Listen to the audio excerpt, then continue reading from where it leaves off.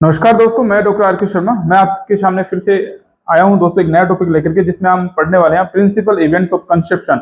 दोस्तों ये कंसेप्शन से रिलेटेड जो इवेंट्स कौन कौन से घटित होते हैं एक प्रेगनेंसी के दौरान, दोस्तों उनको मैं पढ़ाने वाला हूं इसमें। दोस्तों मैं आपको बताना चाहूंगा, जब भी आप मेरे चैनल पे आते हैं तो मैं आपको सबसे पहले ये बताना चाहूंगा कि मैं काफी चीजें इसमें कवर करने वाला हूँ। तो आप मेरे चैनल पे जब भी आए तो मेरे सरल होम्योपैथी के नाम से जो मेरा चैनल है दोस्तों, इसको सब्सक्राइब कर लें, जिससे कि आपको नई नई चीजें रोज मिल सके। मैं दोस्तों इसमें जो एनएचएम की जो भर्ती है, अभी वर्तमान में आई डॉक्टर्स की भर्ती है राजस्थान में, उसके लिए मैं ये टॉपिक पढ़ा रहा हूँ दोस्तों। ये टॉपिक दोस्तों वैसे जनरली भी अपन देखें तो ये टॉपिक काफी इंपॉर्टेंट है, हर एग्जाम्स में ये टॉपिक आता है, इसमें से क्वेश्चन काफी कभी न कभी बना करते हैं दोस्तों। ये एक नॉर्मल टॉपिक है जहां से क्वेश्चन बनने की संभावना काफी ज्यादा होती है। तो भले ही सिलेबस में डाला जाए या नहीं डाला जाए एनएचएम के दोस्तों, पर इसमें से आपको पढ़ना बहुत जरूरी है। इसमें से आपको पता होना चाहिए कौन सी चीजें कब घटित होती है। दोस्तों मैं आप सबसे पहले आपके सामने स्क्रीन शेयर करूंगा, जिसमें हम एक नॉर्मल सा क्वेश्चन जहां से दोस्तों बना करता है। मैंने काफी टाइम पे ये क्वेश्चन मैंने देखा है कि जो फर्टिलाइजेशन होता है, तो दोस्तों जो फर्टिलाइजेशन किस पार्ट में होता है यूट्रस के, है ना। तो दोस्तों ये एम्पिलोरी जो पार्ट होता है, एम्पिलोरी जो यूट्रस होता है दोस्तों, यहाँ पे अपन देखें दोस्तों तो ये यूट्रस ऐसे होता है दोस्तों, है ना। तो यहाँ पे ये एक मैं नॉर्मल बना रहा हूँ दोस्तों, काफी अच्छा नहीं है अपना डायग्राम, पर मैं आपको इसके आगे डायग्राम भी बताऊंगा। जो ये एम्पिलोरी पार्ट होता है दोस्तों, ये यहाँ वाला पार्ट, ये एम्पिलोरी पार्ट होता है दोस्तों, यहाँ पे फर्टिलाइजेशन होता है।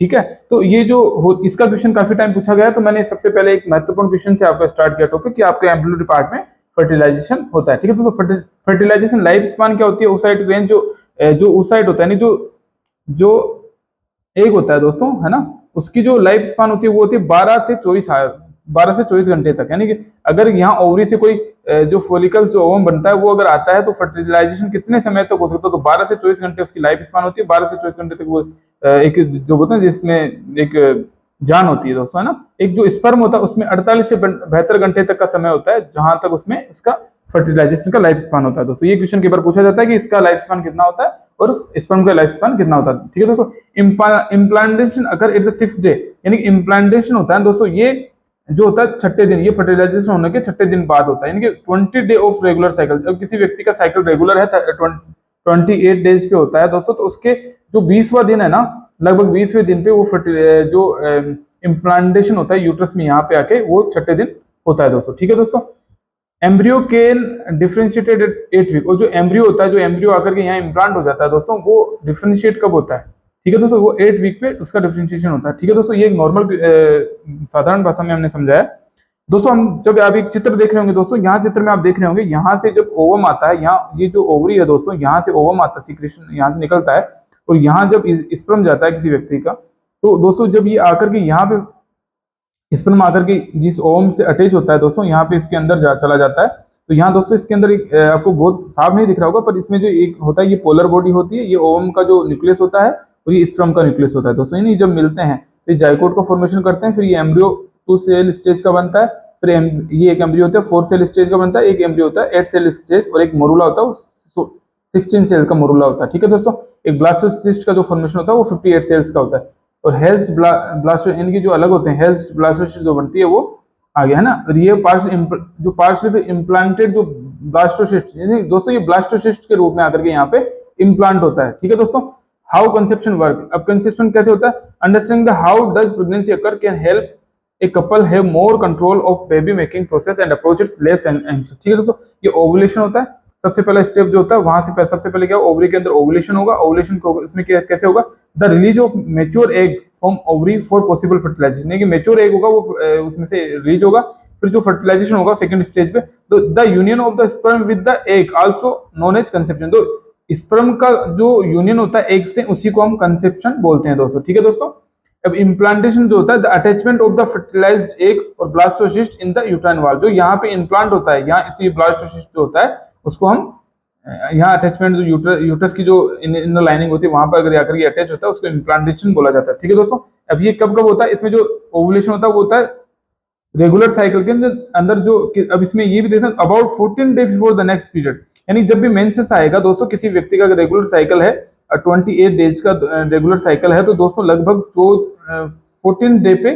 ओवुलेशन होता है। ठीक है दोस्तों, इसके 14 डे बाद में 28 डे पे रेगुलर मेंसेस आता है, अगर किसी के फर्टिलाइजेशन नहीं होता है अगर। ठीक है, वेयर इन द फेलोपियन, अब ये कहाँ होता है, फेलोपियन ट्यूब के अंदर फर्टिलाइजेशन कहाँ होता है दोस्तों, ये होता है फेलोपियन ट्यूब हाउ लॉन्ग, और 12 से 24 घंटे के लिए। ठीक है दोस्तों, ये ओवुलेशन है ना, ये फेलोपियन ट्यूब में ओवुलेशन। ठीक है, अब यहाँ पे हमने फर्टिलाइजेशन देखे, फर्टिलाइजेशन कैसा, during 20 to 24 hours since ovulation, यानी ओवुलेशन होने के 12 से 24 घंटे के अंदर ये फर्टिलाइजेशन होता है। ठीक है, तो in the fallopian tube near the ovary, अब ये ओवरी होती है उसके नियर, ओवरी होती है वहां पे, इसके नियर यहाँ फर्टिलाइजेशन ओवम और स्पर्म का होता है दोस्तों। ठीक है दोस्तों, हाउ अब इसमें अप टू 24 आवर्स का इसमें फर्टिलाइजेशन समय लगता है। ठीक है दोस्तों, अब इम्प्लांटेशन क्या होता है, अबाउट 6 to 11 डे आफ्टर, अब इसमें 6 से 11 दिन का समय लगता है इम्प्लांटेशन के अंदर। नॉर्मली अपन ने 6 डे देखा ना दोस्तों, अगर क्वेश्चन में वहां 6 से 11 दिन के बीच में कुछ भी होता है तो आंसर वहां 11 दिन भी हो सकता है या 6 दिन के बीच का अगर कुछ आता है तो वो भी हो सकता है दोस्तों। इसको आपको थोड़ा सा अच्छे से देखना होगा कि इम्प्लांटेशन कब कितने दिन पे होता है यहाँ पे, यानी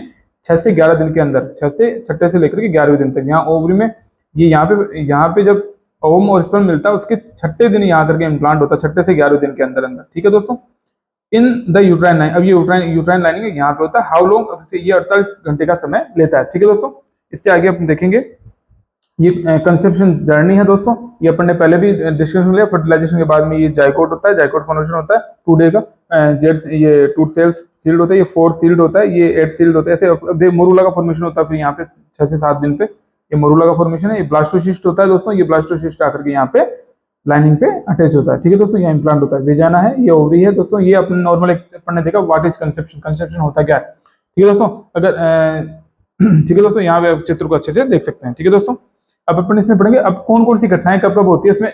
अब इसमें अपन ने डे वाइज लिख रखा दोस्तों, यहाँ पे 14वें से 21वें दिन जो पोस्ट कंसेप्शन होता है, कंसेप्शन होने के बाद में 14वें से 21वें दिन नोटोकोड का डेवलपमेंट होता है दोस्तों, है ना। नोटोकोड बनती है, ectodermal thickness, phone, neural plate और न्यूरल फोल्ड, न्यूरल प्लेट और न्यूरल फोल्ड का भी फॉर्मेशन एक्टोडर्म के द्वारा होता है। ठीक है दोस्तों, अब 21वें और 28वें दिन पे क्या होता है, पोस्ट कंसेप्शन के neural folds form neural tube and first heart beat comes on 21 day. अब कोई पूछे कि बच्चे के अंदर कंसेप्शन के कितने दिन बाद में हार्ट बीट फर्स्ट टाइम आ जाती है, तो वो 21वें दिन होती है दोस्तों। ये भी कई बार क्वेश्चन पूछा गया है कि फर्स्ट हार्ट बीट कब आती है बच्चे में। ठीक है, ठीक है दोस्तों, यहाँ 21 दिन याद रखना दो। ठीक है, अब जो 4 से 6 वीक होता है, जहां पे 4 से 5 mm का जो एम्ब्रियो होता है, कंप्लीट न्यूरल जो ट्यूब है वो क्लोजर हो जाता है उसका 30वें दिन, लगभग 30 दिन ना। Limb birds appear and face formation, यानी कि लगभग 30वें दिन पे लिम्ब बर्ड यानी पैर जो एक्सट्रीमिटी होती है, एक्सट्रीम ये हैंड्स हाथ होते हैं, और ये जो पैर होते हैं लिम्स यानी हाथ बनना स्टार्ट हो जाते हैं, ऊपर अपर एक्सट्रीमिटीज बनना स्टार्ट हो जाती है, बर्ड्स अपीयर हो जाते हैं वहां पे, यानी वहां पे बर्ड्स दिखने लग जाते हैं। ठीक है दोस्तों, और फेस का फॉर्मेशन होना स्टार्ट होता है। ठीक है दोस्तों, सबसे पहले ये ऊपर वाले जो लिम्ब हाथ होते हैं वो बनना स्टार्ट होते हैं, उसके बर्ड्स बनना स्टार्ट 30वें दिन पे। अब वीक 6 to 8 वीक में क्या होता है, 15 से 30 mm का जब एम्ब्रियो होगा तब क्या होगा, आल स्ट्रक्चर फॉर्म, उस दिन क्या होगा, पूरी स्ट्रक्चर फॉर्मेशन हो जाए, कंप्लीट वेंट्रिकुलर सेप्टल जो होगा, जो वेंट्रिकुलर सेप्टल का फॉर्मेशन भी 46 डे पे होता है। ठीक है दोस्तों, ये डे याद रखना है, इसमें मैंने इन डे का यहाँ पे जो डे लिखा है ना 46 डे, ये इंपॉर्टेंट है, यहाँ पे पूछ सकता है कोई भी क्वेश्चन। और रिकॉग्नाइजेबल जो ह्यूमन होता है वो बन जाता है। अब 8 to 12 वीक पे क्या होता है, एक्सटर्नल जेनेटल, अब 8 से 14 वीक पे क्या होता है, एक्सटर्नल जेनेटेलिया डेवलप होने लग जाते हैं, जो 2 से 3 तीसरे महीने में, 2 से 3 महीने पे। ठीक है दोस्तों, 28वीं वीक में क्या होता है, टेस्टिस जो होता है डिसेंड होते हैं इंग्वानल रिंग के अंदर, जो इंग्वानल रिंग होती है दोस्तों अपने, उसके अंदर टेस्टिस यहाँ डिसेंड होना स्टार्ट हो जाते हैं एब्डोमेन से नीचे आना, और बेबी वाइब। ठीक है, 14 डे पे क्या होता है, टेस्टिस डिसेंड, अब ये टेस्टिस 14 डे पे स्क्रोटम के अंदर आ जाते हैं दोस्तों यहाँ। ठीक है, 40 वीक पे लगभग, है ना। फीटल ग्रोथ कंट्रोल्ड बाय, ये क्वेश्चन इंपॉर्टेंट है, फीटल जो ग्रोथ होती है वो किससे कंट्रोल होती है, इंसुलिन लाइक ग्रोथ फैक्टर, है ना, फर्स्ट IGF फर्स्ट है, इंसुलिन ग्रोथ फैक्टर है, insulin like growth factor, insulin and other. ठीक है, अदर वेट यानी 2.5 से, इसका वेट कितना होता है बच्चे का, जो होता है नॉर्मल कितना होता है, 2 से 5 से 3.5 तक इसका नॉर्मल वेट लिया जाता है। इसका क्वेश्चन आ जाए कि इंडिया के अंदर नॉर्मल वेट कितना माना जाता है बच्चे का, तो 2.5 किलो से 3.5 किलो तक। ठीक है दोस्तों, अब हिमेटोपोइसिस एक टर्म है दोस्तों, जो ये टर्म है ना हेमेटोपोइसिस, इसका मतलब क्या होता है कि process of blood cells formation, like जो आरबीसी डब्ल्यूबीसी और प्लेटलेट्स का जो फॉर्मेशन होता है उसको हेमेटोपोइसिस कहा जाता है। ठीक है, तो फर्स्ट इन योग सेल, सबसे पहले तो योग सेल्स के अंदर बनता है, हेमेटोपोइसिस स्टार्ट होता है बनना 14वें दिन तक। ठीक है दोस्तों, अब by 10th week of week liver become major, अब 10 वीक बाद में कौन होता है, लीवर के द्वारा इसका फॉर्मेशन किया जाता है। और नियर टर्म जब बच्चा होता है, जब हो यानी कि जब डिलीवरी होती है उस दौरान उसके नियर बाई बोन मेरो इसका मेजर साइट होती है जहां पे हेमेटोपोइसिस होना पॉसिबल होता है। ठीक है दोस्तों, पहले सबसे पहले योग से ये क्वेश्चन के बार पूछा गया कि हेमेटोपोइसिस जो प्रेगनेंसी के दौरान हेमेटोपोइसिस फर्स्ट 14 डे तक कहाँ होता है, योग शेष के अंदर होता है, और 10th वीक के बाद में कहाँ होता है, लीवर इसका मेजर पार्ट होता है। तो योग शेष का कई बार ये क्वेश्चन पूछा गया दोस्तों, एक बार ये आप देख लेना, कई बार इसका क्वेश्चन काफी टाइम पूछा गया। Life span of fetal RBC, अभी जो फिटल होता है, फिटस होता है ना, बच्चा छोटा है ना, उसकी लाइफ स्पान आरबीसी कितनी होती है, 80 दिन। ये याद रख लेना दोस्तों, कई बार ये क्वेश्चन पूछ लिया जाता है कि फिटल लाइफ जो आरबीसी होती है उसकी लाइफ स्पान कितनी होती है।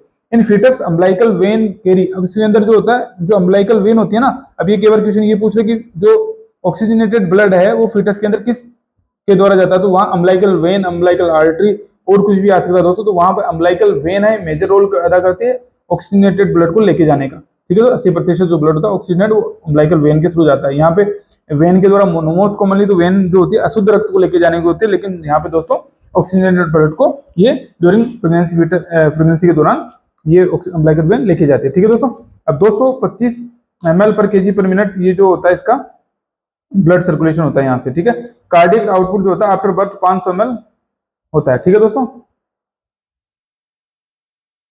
इसमें in non pregnant state weight about 50 gram. अब देखो दोस्तों, यूट्रस का जो वेट होता है ना, अगर नॉन प्रेग्नेंट कोई वुमन होती है तो यूट्रस का जो वेट होता है, यूट्रस का वेट होता है लगभग 50 ग्राम के लगभग होता है, एंड मेजरिंग अबाउट 7.5 सेंटीमीटर, और 7.5 सेंटीमीटर की लेंथ होती है। ठीक है, एट द टर्म स्टेट, अब जब प्रेगनेंसी के दौरान, जब टर्म यानी जब प्रेगनेंसी हो चुकी होती है उसके दौरान इसका वजन कितना हो जाता है, 700 से 1000 ग्राम, यानी 1 किलो तक के इसका वजन यूट्रस का हो जाता है। और मेजरिंग इसकी साइज कितनी होती है, 35 सेंटीमीटर साइज हो जाती है यूट्रस की। ठीक है दोस्तों, ये भी एक क्वेश्चन बन सकता है। इन एब्डोमिनल प्रेगनेंसी, अब एब्डोमिनल प्रेगनेंसी क्या होता है दोस्तों, एब्डोमिनल प्रेगनेंसी होती है जो अपने यूट्रस के बाहर कहीं पे, एब्डोमिनल में कहीं पे होती है, तो उसको एब्डोमिनल प्रेगनेंसी बोला जाता है। ठीक है दोस्तों, अब इसमें जो ये होता है ब्रेक्सटन हिक्स कॉन्ट्रैक्शन होता है वो फेल्ट नहीं होते हैं इंट्रायूटेराइन प्रेशर, और इसका इंट्रायूटेराइन प्रेशर क्या होता है 8 mm। ठीक है दोस्तों, ये जो ब्रेक्सटन हिक्स कॉन्ट्रैक्शन होते हैं नॉर्मली होते हैं प्रेगनेंसी के दौरान यूट्रस के अंदर, लेकिन ये एब्डोमिनल प्रेगनेंसी में ये नहीं पाए जाते हैं। ठीक है दोस्तों,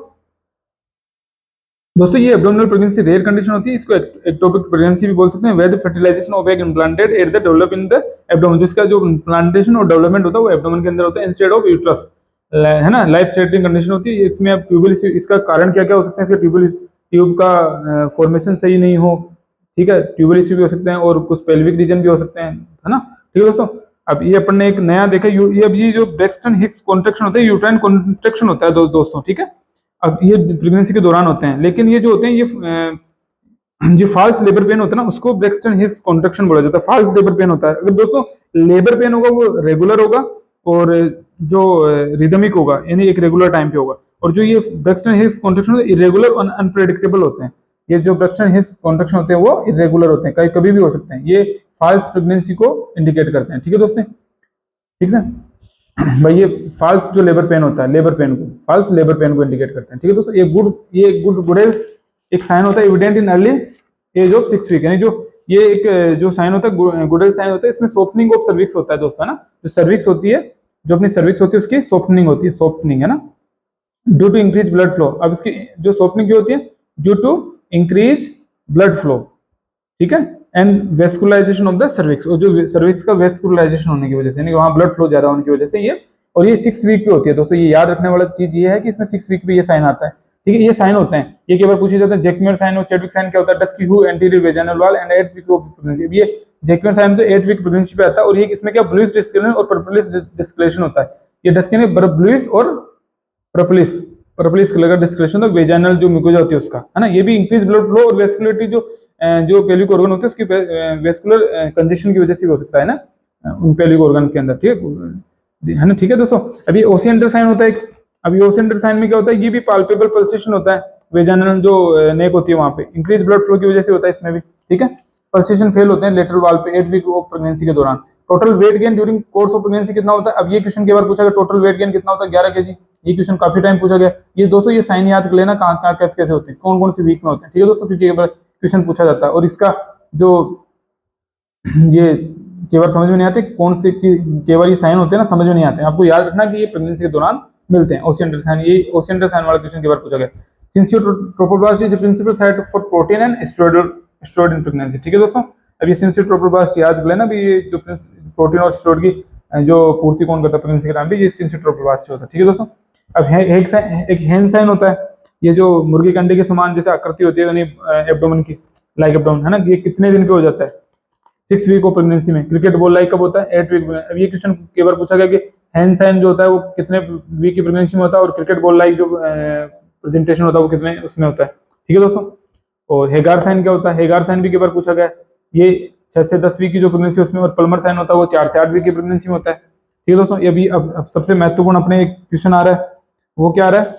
ये जो फर्स्ट ट्राइमेस्टर होता है उसका टाइम क्या होता है? फर्स्ट जो पहले वीक से लेकर के 12 वीक तक का जो टाइम होता है उसको फर्स्ट ट्राइमेस्टर में काउंट किया जाता है, और सेकंड ट्राइमेस्टर होता है वो 13 से 28 वीक होता है, और थर्ड ट्राइमेस्टर होता है वो 29 से 40 वीक। ये क्वेश्चन हमारे टाइम पे आया हुआ दोस्तों, कि जो ट्राइमेस्टर का टाइम पूछा गया था कि फर्स्ट ट्राइमेस्टर कितने टाइम तक चलता है।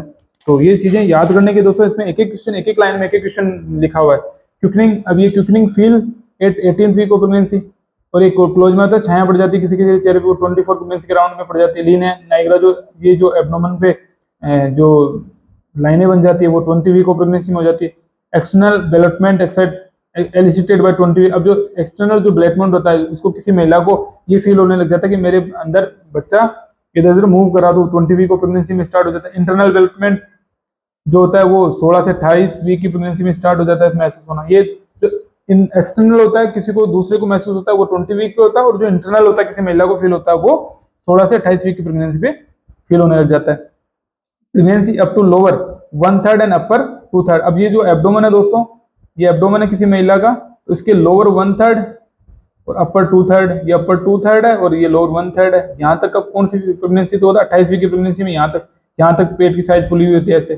ठीक है। और जो अपर, अगर ये अपर यहाँ 2/3 और लोअर 1, ये अपर 2/3 और मिडिल जो यहाँ 20 तक चला जाता है अम्बलाइक, यानी कि इससे ऊपर अम्बलाइका से जस्ट नीचे मिडिल थर्ड। दोस्तों जो 32 वीक जो प्रेगनेंसी है उसमें क्या होता है? ये जो अम्बलाइकस होता है उससे ऊपर की तरफ, ऊपर तक चली जाती है यहाँ प्रेगनेंसी का जो एब्डोमिनल जो साइज है यहाँ तक चली जाती है। यहाँ जिफोइड प्रोसेस होता है दोस्तों, है ना। और जो एनसीफोर्म जिफोइड प्रोसेस होता है यहाँ पर अगर कोई प्रेगनेंसी चली जाती है यहाँ तक चली जाती है पूरा पेट फूल के, तो वो होता है 36 प्रेगनेंसी में। ठीक है। अब 36 तक तो यहाँ जिफोइड प्रोसेस तक पहुंच जाता है, और यहाँ तक पहुंचता है कितने में? 32 पे, और यहाँ पे लोअर 1/3 और अपर 2/3, तो ये होता है 28 वीक पे। तो ये क्वेश्चन के बार पूछा गया। ठीक है दोस्तों, ये भी याद रखना है। Estimation of fetal weight by the, अब जो फीटल वेट किससे देगा? जॉनसन फॉर्मूला और सेफर्ड हेडलॉक फॉर्मूला से अपन फीटल वेट देखते हैं। ठीक है दोस्तों ये जो मैं पढ़ा रहा हूँ उसको आप, ये एक चीज होती है कि आप जब भी आप पढ़ें तो आपको कुछ ये भी नॉलेज होना चाहिए कि आपको कहीं से इसका कंफर्मेशन भी कर लेना चाहिए। आपको दूसरी जगह भी इन चीजों को देख लेना चाहिए कि आप हमेशा सटीक चीजें मिलनी चाहिए, जहां पे आप गूगल भी कर सकते हैं इन चीजों को। ठीक है। तो आप हमेशा ये नहीं कि आप मेरे ऊपर विश्वास करें, आपको वहां भी इन चीजों को देख लेना चाहिए कि कंफर्मेशन हो जाए। कई बार हो सकता है हमसे मिस्टेक हो जाती है कई बार बताने में, बोलने में। ठीक दोस्तों, अभी जो फीटस का प्रेजेंटेशन होता है पेट के अंदर, वो कैसा होता है? लॉन्गिट्यूडनल होता है। 99.5% केसेस में लॉन्गिट्यूडनल का मतलब क्या होता है? ये जो फीटस की जो स्पाइन है ना, फीटस जो बच्चा है ना उसकी स्पाइन है ना पीछे की, ये स्पाइन जो महिला किसी भी जो उसकी पैरेलल होती है, उसकी स्पाइन के पैरेलल, उसके स्पाइन जो बच्चे की स्पाइन और महिला की स्पाइन होती है वो पैरेलल होती है दोनों। ठीक है, मदर के स्पाइन के। ठीक है। मोस्टली सिफिलिक प्रेजेंटेशन और हेड, अब इसमें एक सिफिलिक प्रेजेंटेशन होता है, ये हेड की तरफ से बच्चा नीचे की तरफ हेड होगा ये।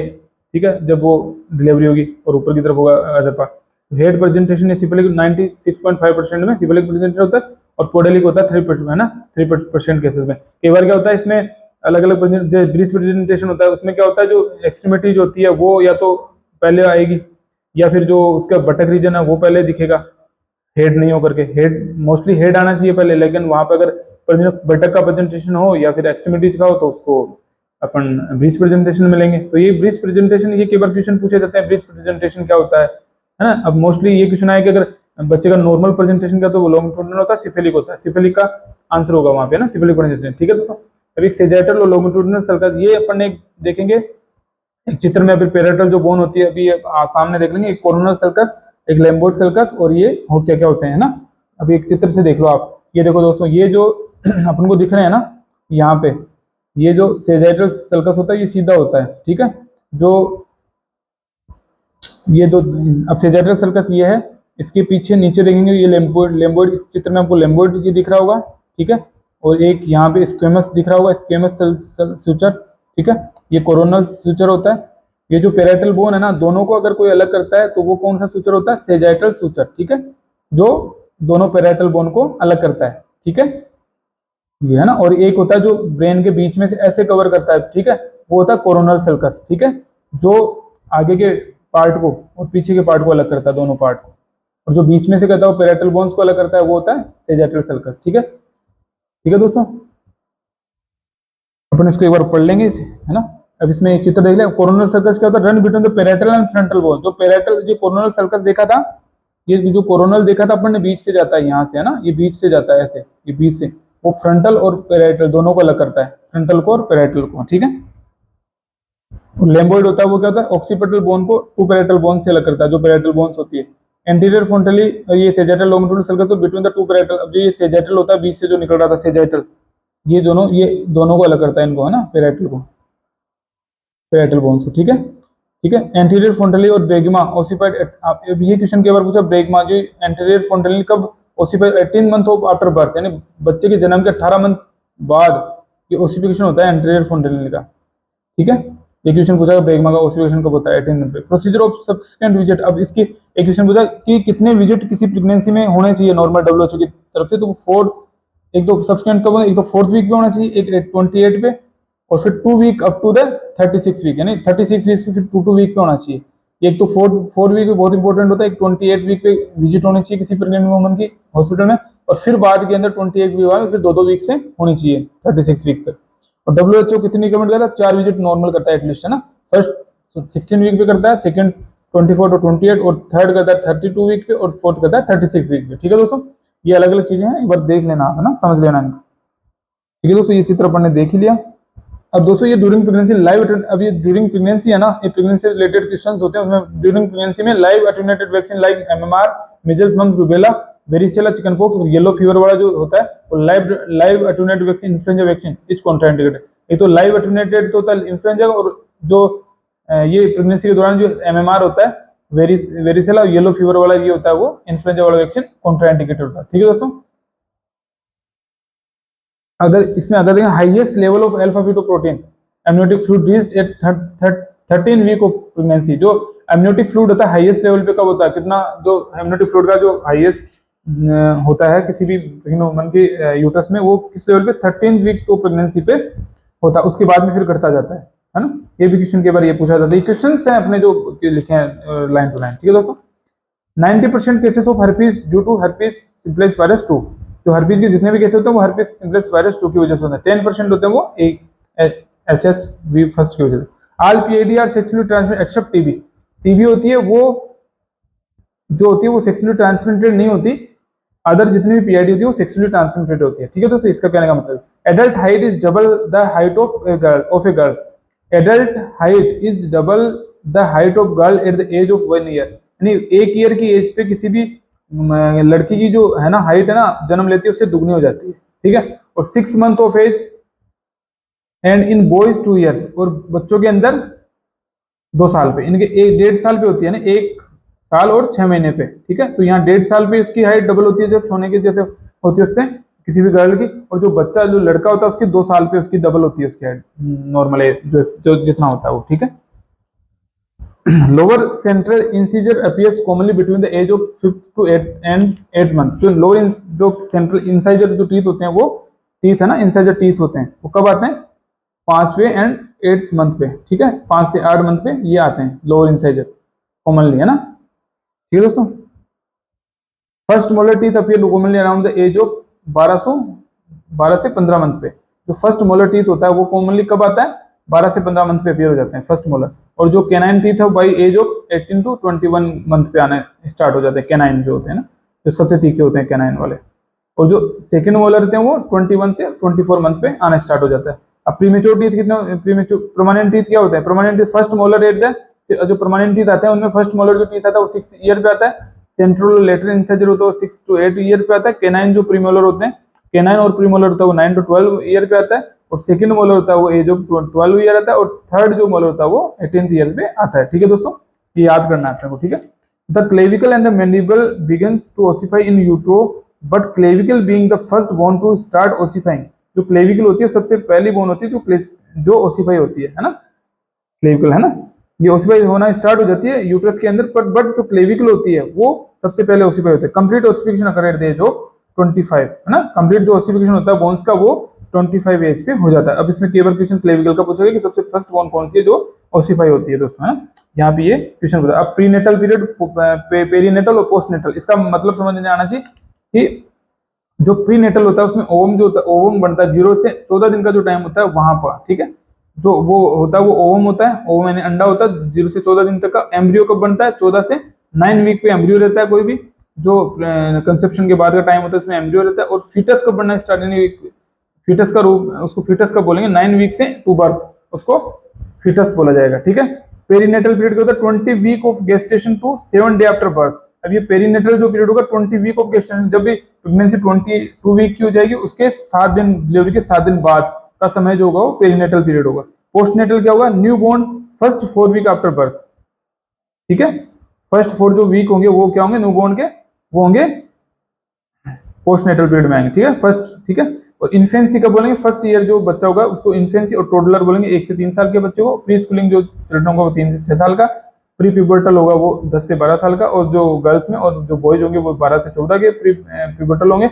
और प्यूबिसेंट जो एज होगी वो गर्ल्स की वो 10 से 14 की, और बॉयज की होगी 14 से 16। के बाद दोस्तों ये इसलिए लिखा है यहाँ पे, आप समझ लेना इनको भी, इन्फेंसी की एज क्या होती है, इन्फेंसी किस एज के बच्चों को इन्फेंसी बोलेंगे, न्यू बोर्न किसे बोलेंगे, फर्स्ट जो 4 वीक होंगे ना आफ्टर बर्थ उसको इन्फेंसी न्यू बोर्न बोला जाएगा। अब टोडलर जो बच्चा, टोडलर ये के बार क्वेश्चन, टोडलर वाला बच्चे की एज क्या होती है, 1 से 3 साल की एज को टोडलर होता है बच्चा, टोडलर के नाम से उसको बोला जाता है, टोडलर भाई, ये टोडलर अभी ना। प्री स्कूलिंग 3 से 6 ईयर का प्री स्कूलिंग बच्चा होता है, ऐसे, ठीक है। ये पेरीनेटल, ये टाइम भी पता होना। प्री नेटल में ओवम का टाइम क्या होता है, 0 से 14 डे का टाइम ओवम होता है। एम्ब्रियो कब, 14 से 9 वीक का जो टाइम होता है, 14 डे से 9 वीक का टाइम होता है वो एम्ब्रियो होता है। फीटस का 9 वीक से 8 बर्थ तक, ठीक है, फीटस। और पेरीनेटल में क्या क्या आता है, 22 weeks of gestation to 7 day after birth, उनके बच्चा जन्म लेने के 7 दिन के बाद तक का टाइम 22 वीक्स है, वो पेरीनेटल होता है। पोस्टनेटल ये होता है, ठीक है दोस्तों। इसके यहाँ हमारा ये टॉपिक खत्म होता है दोस्तों। यहाँ जो हमने कवर किया है, काफी चीजें कवर की, काफी क्वेश्चन है उसमें से बनने वाले हैं दोस्तों। काफी कई चीजें समझ में नहीं आती तो आप मैसेज से भी हमसे पूछ सकते हैं, लेकिन हमारा उद्देश्य यही कि हम कम समय में आपको अच्छा टॉपिक का जो सिलेबस है वो प्रोवाइड कर सकें दोस्तों। आप इनको पढ़ते जाएं, हो सकता है कहीं ना कहीं से क्वेश्चन किसी न किसी रूप में घूम के पूछ सकता है। अभी दोस्तों अभी एक आप देखेंगे कि जो ये यहाँ क्वेश्चन आपने देखा होगा कि जो लंबाई वाला क्वेश्चन है ना, ये लंबाई वाला एक क्वेश्चन था, ये रहा एडल्ट एज वाला, ठीक है। ये जो ये क्वेश्चन है एडल्ट हाइट वाला, ठीक है, ये कब डबल हो जाता है हाइट का, गर्ल्स कब, कौन सी एज में, 1 से 1.5 साल की बच्ची वो जस्ट डबल हो जाती है हाइट जब होती है उससे, और जो बॉय होता है वो 2 ईयर का होता है तब उससे डबल हो जाता है। तो ऐसा ही क्वेश्चन एक हमारे पहले ही हमने ऐसे ही लिखा था लाइन में कि जो वेट होता है ना किसी बच्चे का, वो वेट कब जस्ट डबल हो जाता है। तो हमने वहां लिखा था कि जो बच्चा पैदा होता है वो 3 किलो के अराउंड होता है, 3 केजी। फिर उसके बाद में जब वो फर्स्ट जो शुरुआती टाइम होता है ना, उसमें तो उसका वेट घटता है थोड़ा सा, और फिर जैसे जैसे वो आगे चलता है तो उसका बढ़ना स्टार्ट होता है। तो 9th मंथ पे शायद ऐसे क्वेश्चन था कि जस्ट डबल कब हो जाता है, यानी 6 किलो के अराउंड जस्ट डबल का क्वेश्चन सीएचओ में पूछा गया, जस्ट डबल कब हो जाएगा। तो वो हमने वहां पे लिखा था ऐसे कैलकुलेशन में कि एक मंथ पे 200 ग्राम बढ़ता है, फिर तीसरे मंथ में 300 ग्राम और बढ़ेगा पर केजी, ऐसे। तो वहां जोड़ जोड़ के उसको कैलकुलेशन करनी थी और वहां तक वो आंसर सही हो जाता उसका। तो ऐसे ही हमने बताया था, तो उसको आप हर चीज को समझे आप, मेरे कहने का मतलब है, ठीक है दोस्तों। धन्यवाद, मैं यही अपनी क्लास खत्म करूंगा।